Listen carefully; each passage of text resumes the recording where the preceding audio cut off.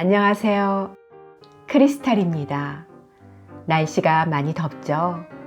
더운 날씨에 건강 유의하세요. 저는 여름 감기에 한바탕 혼이 나고 잠시 휴식을 취하고 돌아왔습니다.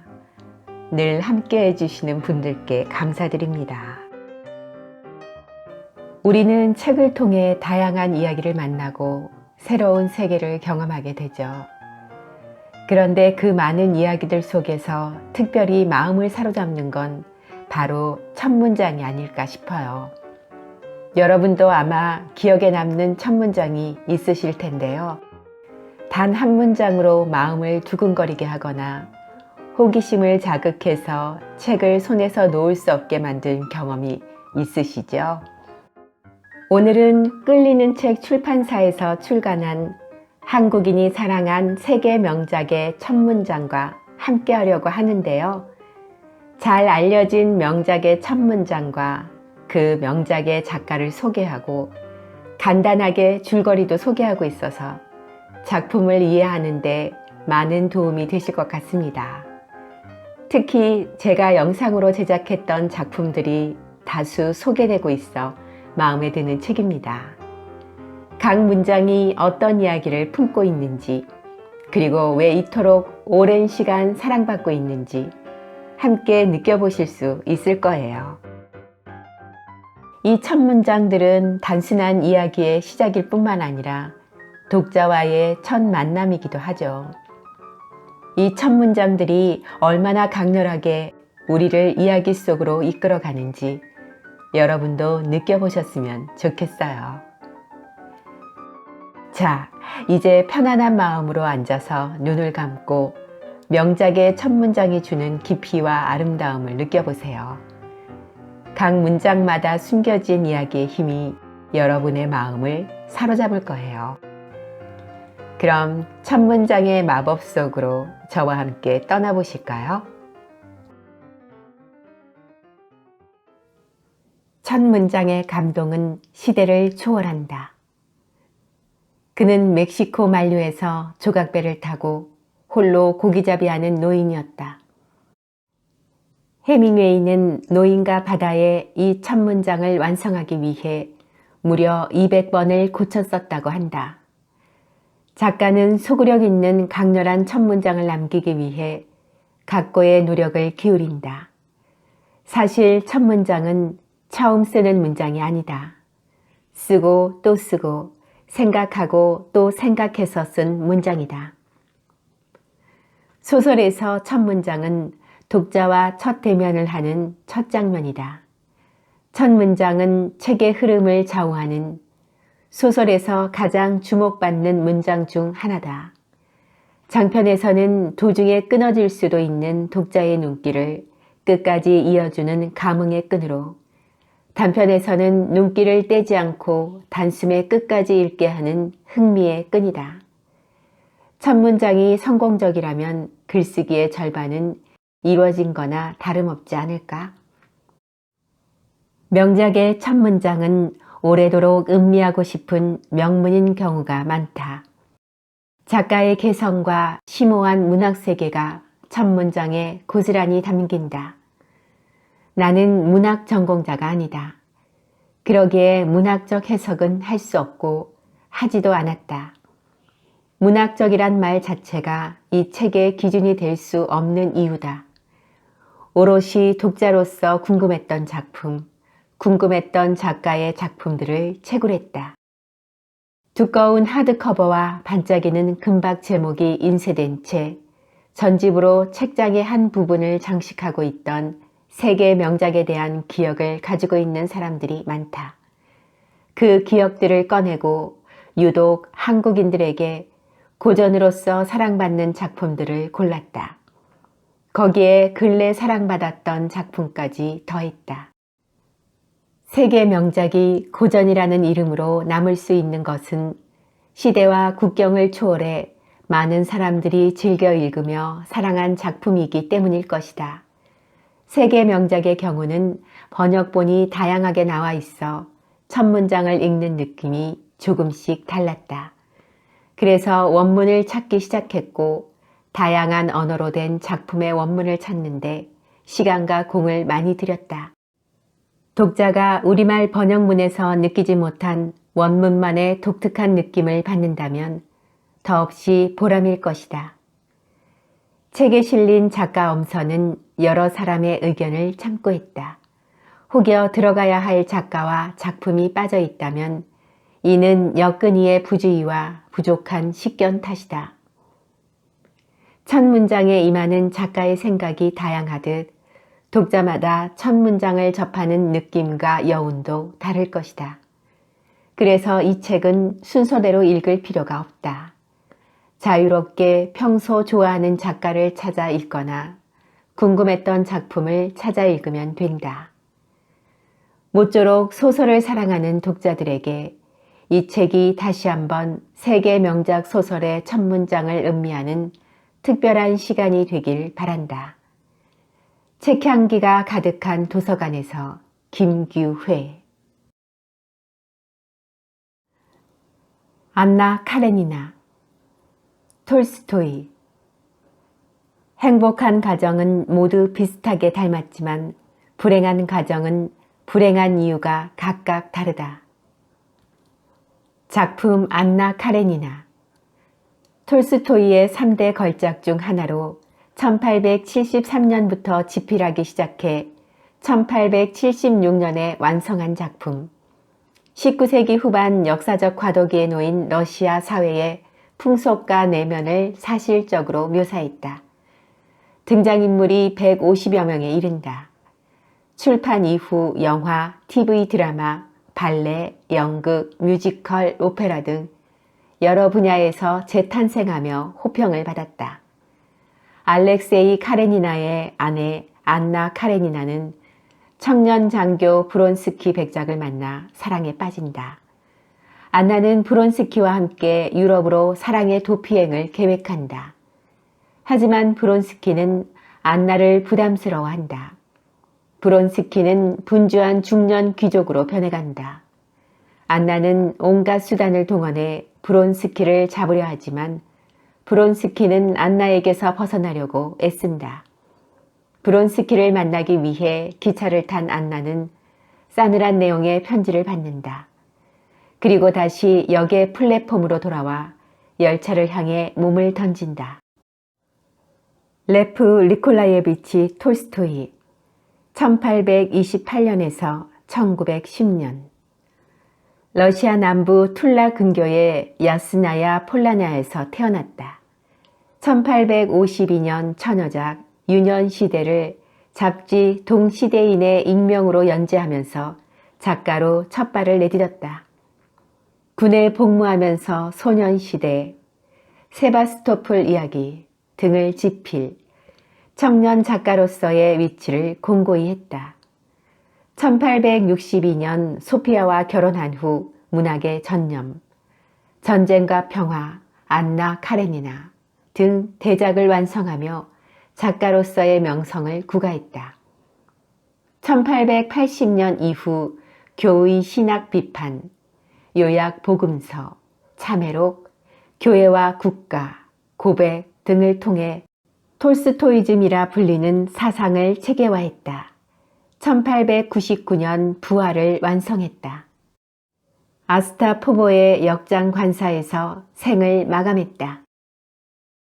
다른 작품, 다른 첫 문장. 집도 땅도 없는 구두수성공 시몬이 어느 농가에 새들어 살고 있었다. 그에게는 아내와 자식들이 있었는데 구두를 만들거나 수선해서 버는 돈이 수입의 전부였다. 사람은 무엇으로 사는가?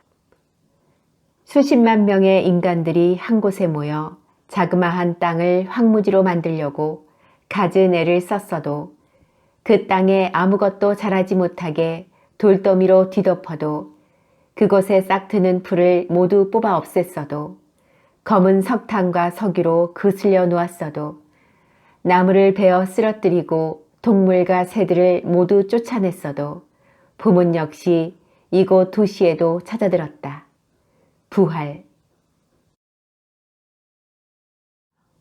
어린 왕자. 생떼쥐베리. 내 나이 6살 적에 자연에서의 체험담이라는 제목의 원시림에 대한 책에서 굉장한 그림 하나를 보았다. 그것은 보아뱀 한 마리가 맹수를 삼키고 있는 그림이었다. 작품 어린 왕자. 1943년에 발표된 작품.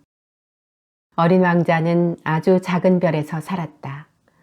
어린 왕자는 장미 한 그루를 돌보았지만 장미꽃과 서로 사랑하는 방법을 몰랐다. 결국 말다툼을 한 후 자기 별을 떠나 다른 별을 여행한다.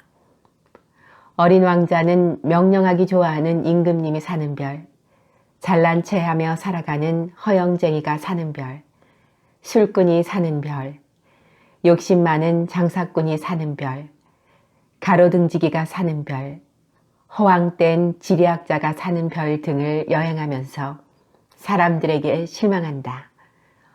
어린 왕자는 7번째 여행별로 지구를 택한다. 그곳에서 여우를 만나 서로 사랑하는 방법을 알게 된다. 어린 왕자는 그제야 자기가 길들인 장미꽃을 생각하고 그 장미꽃을 사랑하고 있는 자신을 깨닫는다. 그래서 별에 두고 온 장미꽃을 책임지기 위해 자기 별로 돌아간다.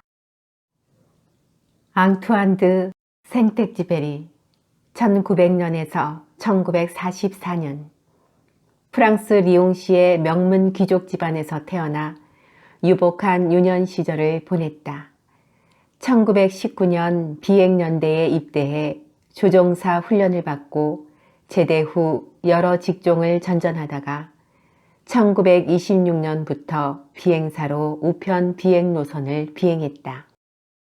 1929년 항공우편회사의 남미 항로 지배인으로 발탁돼 부에노스아이레스에 부임했지만 퇴사하고 이후 조종사와 저널리스트로 활동했다.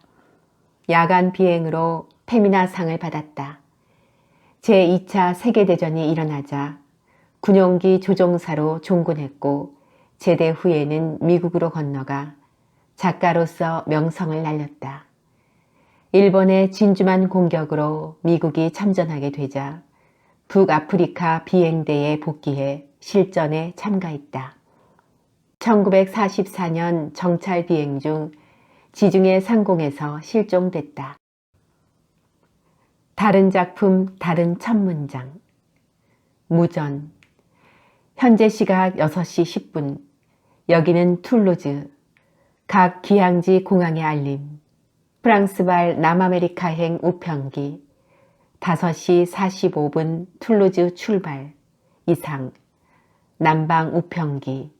1929년. 비행기 아래로 황금빛 석양 속에서 언덕들이 그 그림자로 밭고랑을 파놓고 있었다. 들판은 오래도록 쓰러지지 않을 빛으로 환하게 밝았다. 야간 비행 1931년. 대지는 저 모든 책들보다 우리들에 관해 더 많은 것을 가르쳐준다. 인간의 대지, 서문 1939년. 별, 도대. 리브롱 산에서 양치기를 하던 때였다. 몇 주일씩 마을 사람들과 떨어져 사냥개 라브리와 함께 양떼를 돌보며 홀로 목초지에서 지내고 있었다. 작품 별. 단편소설로 1873년 발표됐다. 알퐁스 도데의 소설집 풍차방앗간 편지에 수록돼 있다. 대표 단편들을 모은 것으로 원래 19편이었으나 이후 1879년 개정판 때 24편으로 늘어났다. 나는 마을에서 멀리 떨어진 리브롱 산의 목초지에서 양떼를 치는 양치기 소년이다. 몇 주일씩 양떼와 사냥개만 상대하며 혼자 지내는 나는 보름에 한 번씩 양식을 가져다주는 농장 식구들에게 마을 소식을 전해 듣는 것이 가장 큰 즐거움이다. 그중 주인집 딸 스테파네트에 대한 소식이 가장 큰 관심사다. 어느 날 그녀가 양식을 싣고 목장에 나타났다. 공교롭게 그날은 점심때 내린 소나기로 강물이 불어나 그녀는 마을로 돌아갈 수 없게 된다. 나는 무수한 별들이 빛나는 밤하늘을 바라보며 그녀에게 별과 관련된 아름다운 이야기를 들려준다. 이야기를 듣고 있던 그녀는 내 어깨에 머리를 기댄 채 잠이 들고 나는 그녀를 지켜보며 밤을 지새운다. 알퐁스 도데 1840년에서 1897년 프랑스 남동부 지역 프로방스 지방의 님스에서 태어났다. 리옹의 고등중학교에 들어갔으나 가업이 파산해 중퇴하고 알레스 지역의 중학교 사환으로 일하면서 청소년 시절을 보냈다. 시집 사랑하는 연인들을 발표하면서 문단에 데뷔했다. 이후 르 피가로지의 기자로 발탁됐고 입법의회 의장 비서로 일했다. 첫 단편 소설집 풍차방앗간 편지가 호평을 받으며 소설가로 이름을 알렸다. 1873년 마지막 수업 등 41편이 수록된 두 번째 단편집 월요 이야기를 발표했다. 다른 작품, 다른 첫 문장. 간밤에는 잠을 잘 수가 없었습니다. 북풍이 사납게 소란을 피우는 소리에 나는 아침까지 뜬 눈으로 지샜습니다. 상기네르의 등대.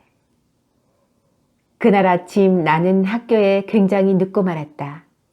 게다가 아멜 선생님이 말 익히기에 대해 질문하겠다고 했는데 전혀 공부를 하지 않아 꾸중 들을 일이 몹시 두려웠다. 마지막 수업. 오만과 편견. 오스틴. 재산께나 있는 독신 남성에게 아내가 꼭 필요하다는 것은 누구나 인정하는 진리다. 작품 오만과 편견. 오스틴의 두 번째 작품 1797년 첫인상이라는 제목으로 출판사에 출판을 의뢰했으나 거절당하자 원고를 다시 쓰고 제명을 오만과 편견으로 고쳐 1813년에 출간했다. 18세기 영국 중산층 계급의 사랑과 결혼을 다룬 소설이다. 하트포트셔의 작은 마을에 사는 베넷과 5자매 중 첫째와 둘째가 결혼 정년기가 됐다. 맏딸 제이는 온순하고 마음이 착하며 내성적인 반면 둘째 엘리자베스는 인습에 얽매이지 않고 재치 넘치며 발랄했다. 제이는 근처에 이사온 청년 빅리를 사랑하지만 자신의 애정을 숨긴다. 엘리자베스는 빅리의 친구 다하시를 보고 오만한 남자라는 인상을 받는데 다하시는 자유롭고 활달한 엘리자베스를 사랑하게 된다. 여러 가지 사건과 집안 문제에 부딪히면서 엘리자베스는 다하시가 너그럽고 사려 깊은 인물임을 알게 되고 자신의 편견을 고치기로 결심한다. 다하시와 엘리자베스는 서로 이해와 사랑의 감정을 갖게 된다. 제인 오스틴 1775년에서 1817년 영국 햄프셔주 스티븐턴에서 태어났다. 1785년 버크셔주의 레딩 여자 기숙학교에 진학했고 1789년부터 작품을 쓰기 시작했다. 1809년 34살 때 초턴이란 조용한 마을에 정착해 소설 창작에 몰두했다. 주요 작품으로 이성과 감성, 오만과 편견, 맨스필드 공원, 에마 등이 있다. 설득을 탈고한 1816년경부터 건강이 나빠져 이듬해 윈체스터에서 세상을 떠났다. 다른 작품, 다른 첫 문장. 데시우드 가문은 오랫동안 서식스 지방의 터를 잡고 살아왔다. 이성과 감성. 미인이고 총명하고 부유하고 거기에다 안락한 가정의 낙천적인 성격까지 갖춘 에마 우드하우스는 인생의 여러 복을 한 몸에 타고난 듯 했고 실제로 나와 21해 가까이 살도록 걱정거리랄 것이 거의 없었다. 에마. 데미안. 헤세. 내 이야기를 하자면 훨씬 앞에서부터 시작해야 한다. 할 수만 있다면 훨씬 더 이전으로 내 유년의 맨 처음까지 또 아득한 나의 근원까지 올라가야 하리라. 작품 데미안. 데미안이란 말은 데몬과 같은 뜻으로 악마에 홀린 것이라는 뜻. 에밀 싱클레어의 청년 시절 이야기라는 부제가 붙어 있다. 제1차 세계대전 중인 1916년에 썼지만 전쟁이 끝난 직후인 1919년 출간했다. 작가로서 이미 유명했던 헤세는 이 작품에서는 에밀 싱클레어라는 가명을 사용했다. 1920년 판부터 저자 이름을 헤르만 헤세로 바꿔서 출간했다. 싱클레어는 신앙과 지성이 조화된 가정에서 성장했다. 그가 자란 환경은 말 그대로 밝은 세계이며 선의 세계다. 어두운 생활을 하던 싱클레어는 데미안을 만나고 자기 자신 속의 두 세계, 즉 금지된 것과 허락된 것의 사이에서 심한 갈등을 겪는다. 베크는 싱클레어를 술집으로 유혹한다. 싱클레어는 베크와 함께 카인과 아벨 신화의 이중성, 성의 금욕주의, 연애 감정에 대해 생각한다. 데미안은 싱클레어의 타락한 모습에 우려를 나타낸다. 싱클레어는 베아트리체를 만나면서 소용돌이 치는 마음에서 벗어난다. 싱클레어는 베아트리체의 초상화를 그리면서 그 초상화가 데미안을 닮아가고 있음을 느낀다. 싱클레어는 지구에서 날아오르려고 하는 새를 그려 데미안에게 보낸다. 데미안으로부터 편지 한 통이 도착한다. 더 나은 세계를 향해 날아가는 새, 먼저의 세계를 파괴하고 나온 새, 신 아프라사스에 관한 이야기다. 오르간 소리에 이끌려 어느 교회로 들어간 싱클레어는 그곳에서 연주자 피스토리우스를 만나 아프락사스에 대해 공감하고 아프락사스에 대한 가르침을 받게 된다. 싱클레어는 데미안 어머니 에바 부인이 자신의 내부에 존재하고 있는 여인상이라는 것을 깨닫는다. 전쟁이 발발하고 데미안과 싱클레어는 함께 참전한다. 싱클레어는 부상을 당해 야전병원으로 옮겨지고 그곳에서 우연히 데미안과 나란히 누워있게 된다. 다음 날 아침 데미안은 옆에 없고 싱클레어는 자신의 내면으로 들어가 친구이며 지도자인 데미안과 꽃 같은 자신의 모습을 본다. 본문 중에서 새는 알에서 나오려고 투쟁한다. 알은 새의 세계다. 태어나려고 하는 자는 하나의 세계를 깨트려야 한다. 모든 인간의 삶은 각자 자신에게로 이르는 길이다. 인간은 서로가 이해할 수는 있다. 그러나 각자가 지니는 고유의 뜻을 아는 것은 오로지 본인뿐이다. 헤르만 헤세 1877년에서 1962년 토마스 만과 더불어 현대 독일의 최고 작가로 불린다. 독일 뷰르덴부르크의 칼프에서 태어났다. 신학교를 중퇴한 후 시계공, 서점 점원 등으로 일하면서 문학 공부를 시작했다. 1904년 최초의 장편소설 페터 카멘친트로 문학적 지위를 확고히 했다. 9살 연상의 피아니스트 마리아 베르누이와 결혼했다. 자전소설 데미안은 독일 국민에게 큰 영향을 끼쳤다. 1922년에 출간한 시타르타에는 인도 방문 체험을 반영했다. 1923년 스위스 국적을 취득하고 1946년 노벨 문학상 및 괴테상을 받았다. 1962년 8월 뇌출혈로 사망했다. 다른 작품, 다른 첫 문장. 요제프 기벤나트 씨는 중개업과 대리업을 했다. 다른 마을 사람들의 견주어 볼 때 그에게는 장점이나 특성이랄 것이 없었다.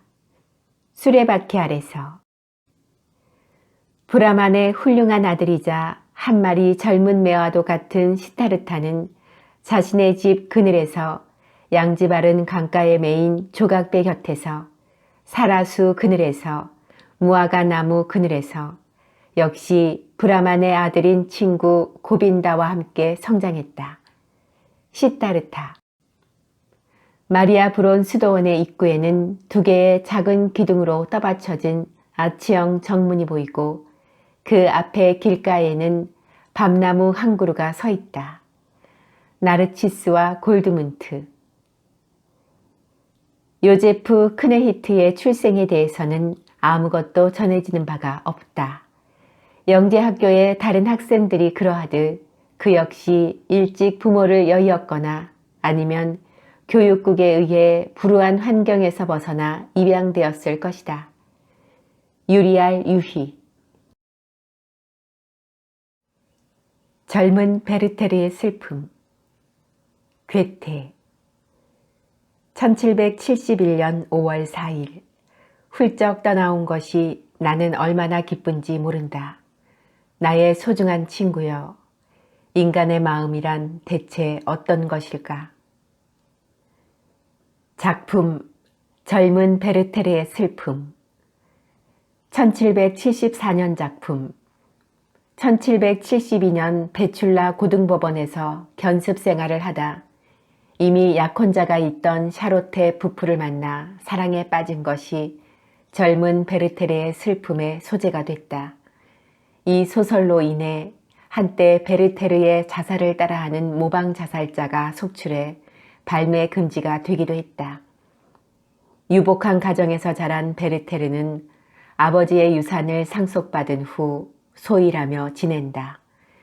바라임으로 이주한 베르테르는 무도회에서 로테를 보고 첫눈에 반한다. 로테에 대한 애틋한 감정을 갖게 될 즈음 로테의 약혼자 알베르트가 바라임으로 돌아온다. 이에 베르테르는 크게 낙담한다. 베르테르는 로테를 잊고자 바라임을 떠나 멀리 떨어진 마을 공사관에서 서기관 일을 한다. 두 사람의 결혼 소식을 들은 베르테르는 심한 정신적 충격을 받는다. 베르테르는 로테의 주위를 맴돌며 고통스러워하고 로테는 베르테르에게 친밀감과 호감을 느끼면서도 베르테르와 거리를 두려고 한다. 베르테르가 로테의 집에 들어가 자신의 마음을 털어놓고 키스를 시도하자 당황한 로테는 베르테르와 절교를 선언한다. 절망에 빠진 베르테르는 총으로 자신의 머리를 쏜다.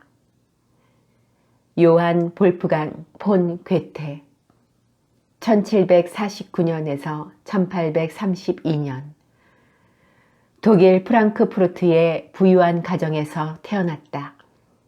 1765년 라이프치히 대학에 들어가 법률을 공부하면서 자유분방한 생활을 보내다가 1768년 각혈로 고향에서 요양했다.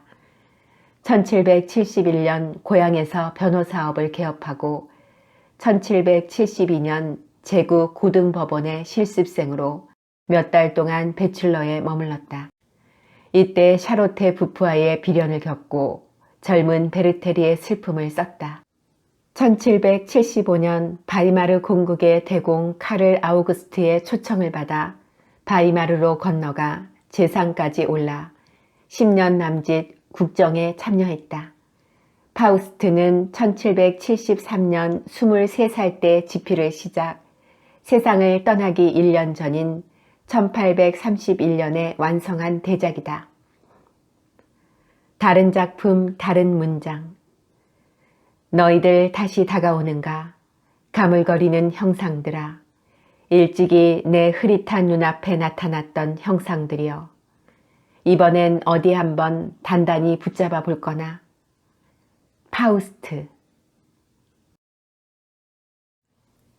검은 고양이. 포.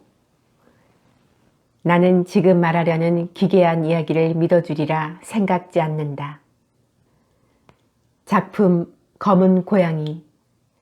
1843년 처음 출간됐고 같은 해 출간된 고자질하는 심장과 한 쌍을 이뤄 광기의 폭발을 인상적으로 탐구한 작품이다. 이름을 밝히지 않은 수감자 나는 사형 집행 전날 자기 생을 되돌아보는 짧은 증언을 시작한다. 어린 시절부터 심성이 유순한 나는 늘 주위의 동물들을 돌보고 이들과 어울리길 좋아했다. 성인이 되고 아내를 맞았는데 부인 역시 착하고 정이 많아 나만큼이나 동물을 보살피는데 정성을 다한다. 결혼 후 나는 차츰 술을 찾기 시작하고 전에 없던 포악한 성격이 표출된다. 어느 날 만취 상태의 나는 집에서 기르던 영특한 검은 고양이 플루토의 한쪽 눈을 도려낸다. 얼마 후 나는 아예 플루토를 나무에 매달아 교살한다. 에드거 앨런 포 1809년에서 1849년 괴기 소설의 시조이자 대가 미국 보스턴에서 배우의 아들로 태어났다. 1827년 시집 티무르와 그 밖의 시를 발표하며 시단에 데뷔했다. 1829년 제2시집 알-아라프 티무르, 1831년 제3시집 포 시집 출간 이후에는 시작을 중단하고 소설을 썼다. 1833년 10월 볼티모어 세터데이 비지터지의 단편소설 현상 공모에 단편 병 속의 수기가 당선되면서 주목을 받았다. 1835년 사촌 여동생 버지니아와 결혼한 뒤 각지로 방랑하며 궁핍한 생활을 했다. 1838년 단편 리지아에 이어 첫 장편 소설 아서 고든 핌의 이야기를 발간하며 창작 활동에 돌입했다. 1841년 탐정 캐릭터의 시초격인 오기스트 듀팽을 창조시킨 작품 모르그가의 살인사건을 통해 본격적으로 추리소설을 쓰기 시작했다. 1845년 이브닝 미러지에 발표했던 시편 갈가마기로 시인으로서도 인정받았다. 1849년 아내를 추모하는 내용의 마지막 시 애너벨리를 발표했다. 1849년 10월 만취한 채 혼수 상태로 볼티모어의 노상에서 발견된 후 병원에서 정신착란 증세를 보이다가 40살의 젊은 나이에 세상을 떠났다.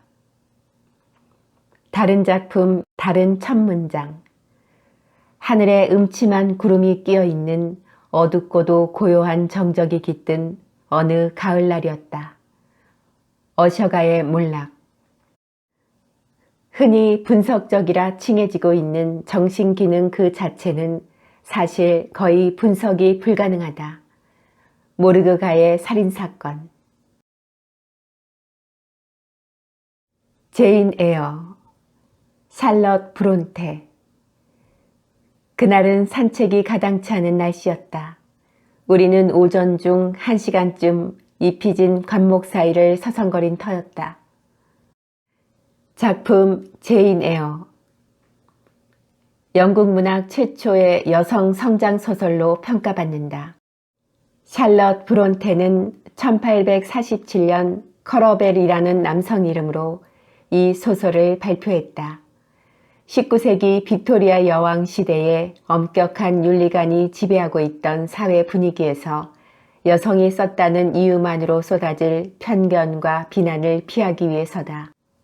주인공 제인 에어는 어렸을 적에 양친을 잃은 고아로 숙모 리드 부인 댁에서 자란다. 제인은 집안도 용모도 혜택받지 못했다. 숙모는 제인을 귀찮게 여겼고 제인이 고집세고 품행이 좋지 않다는 이유로 기숙학교로 보낸다. 10살 때 로드 학교에 입학한 후 학생으로 6년, 교사로서 2년을 보낸다. 이후 제이는 로체스터 저택에 가정교사로 들어갔고 로체스터와 약혼한다. 그런데 결혼을 앞두고 뜻하지 않게 저택의 비밀이 밝혀졌다. 제이는 로체스터가에 때때로 나타난 미친 여자가 로체스터의 아내라는 사실을 알게 되면서 저택을 나온다. 제이는 몇 해 만에 로체스터 저택을 다시 찾았다.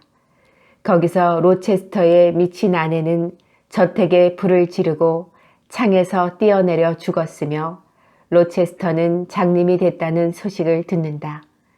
제이는 농장에 몸을 숨기고 있는 로체스터를 찾아내 결혼한다. 본문 중에서 제가 가난하고 어리석고 평범한 여자라고 해서 감정도 영혼도 없는 줄 아시나요? 저도 당신과 똑같은 감정과 영혼을 가진 인간이에요. 샬럿 브론테 1816년에서 1855년 영국 요크셔주의 손턴에서 태어났다. 폭풍의 언덕을 쓴 에밀리 브론테의 언니, 셋째 딸로 태어났지만 두 언니가 폐렴 등으로 일찍 죽어 맞이 역할을 했다. 1846년 두 동생과 합작으로 시집 커러 앨리스 액턴벨의 시집을 자비로 출간했다. 시집은 단 2부가 팔렸다고 한다. 1847년 제인 에어를 출간하면서 큰 명성을 얻었다. 이 시기에 여동생 에밀리아 앤, 남동생 브레메를 잃는다. 38살 때 결혼하지만 혼인 9개월 만에 세상을 떠났다.